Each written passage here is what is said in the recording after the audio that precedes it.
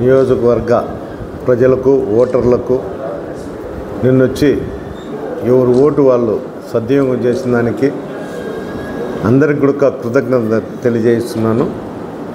ముఖ్యంగా నిన్న జరిగిన చిన్న చిన్న సంఘటనలకు జేసీ కుటుంబం ఓటమి భయంతోనే నిన్న ఈ సంఘటనలు అన్నీ కూడా జరగడం జరిగింది. దాంతోపాటు వీళ్ళకందరికి కూడా నేను ముందు నుండి చెప్తాడా, పవన్ కుమార్ రెడ్డి మా తమ్ముడు జ్యోతిష్యంతో నేను జాతకాలు చెప్తాడా గెలుస్తాడని చెప్పినప్పుడు కూడా ఖచ్చితంగా రేపు నెల 5వ తేదీ నుండి అదే పెట్టుకో వృత్తిగా అని చెప్పడం జరిగింది. ఖచ్చితంగా కూడా నేను మళ్ళా కూడా విజయం సాధిస్తాడా.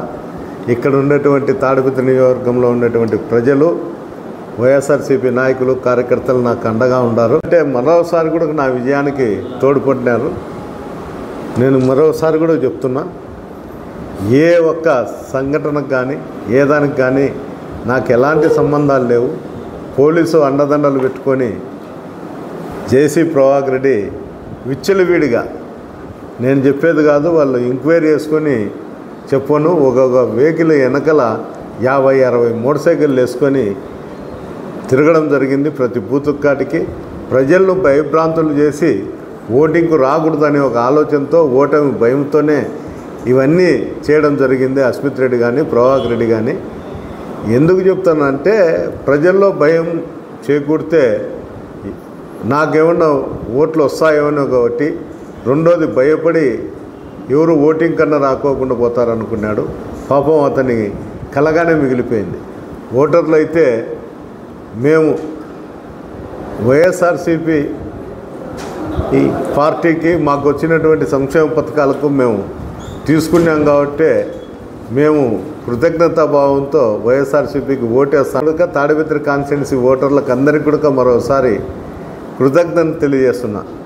ఏంటికంటే ఇంత పెద్ద ఎత్తున నేను చూసినప్పటి నుండి 7-8 ఎలక్షన్లు తాడిపత్రిలో నేను గమనిస్తూనే ఉన్నాను. నేను ఇక్కడ రాకపోయినా కూడా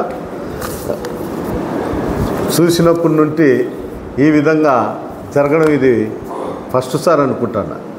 అంతేకాదు, రామకృష్ణ అని అడిషనల్ ఎస్పీ చంద్రబాబుకు తొత్తుగా, చంద్రబాబు కులస్తుడై ఇక్కడ వచ్చి తెలుగుదేశానికి సపోర్ట్ చేసి అక్కడ ఉన్నటువంటి నాయకులకు సపోర్ట్ చేసుకుంటూ ఆర్ఓ చెప్పినా కూడా జేసీ ప్రభాకర్ రెడ్డికి ఎలాంటి అనుమతులు లేవు అని చెప్పినా కూడా ఊరు మీద వేసి తిప్పడం జరిగింది.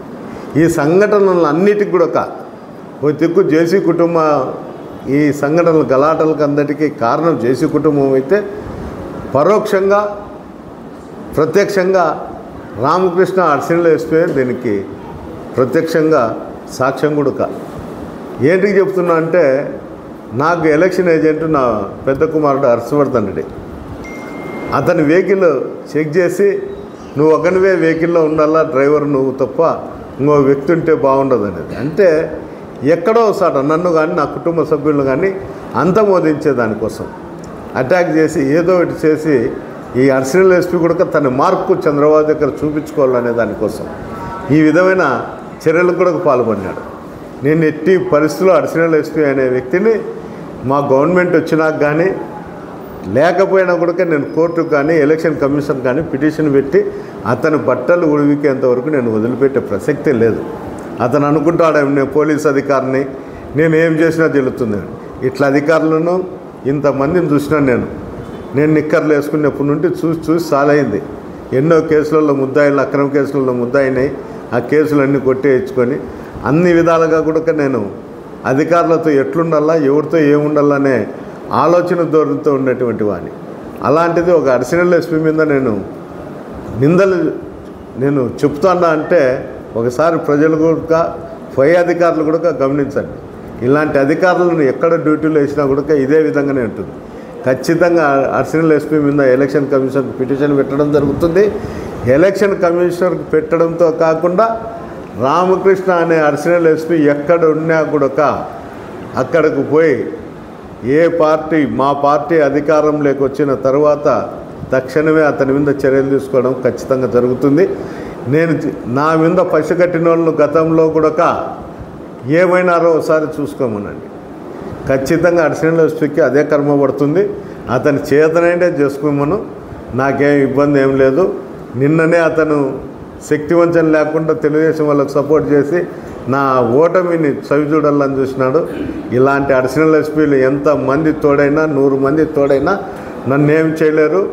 ప్రజలు అండ ఉంది లేదు. నిన్ననే అతను శక్తివంచన లేకుండా తెలుగుదేశం వాళ్ళకు సపోర్ట్ చేసి నా ఓటమిని చవిచూడాలని చూసినాడు. ఇలాంటి అడిషనల్ ఎస్పీలు ఎంతమంది తోడైనా 100 మంది తోడైనా నన్నేం చేయలేరు. ప్రజలు అండ ఉంది నాకు. ఖచ్చితంగా ప్రజలు నా విజయానికి తోడ్పడినారని కూడా మరోసారి అందరికి కూడా ఓటర్ల మహాశయులకు అందరికి కూడా కృతజ్ఞతలు తెలియజేస్తున్నాను.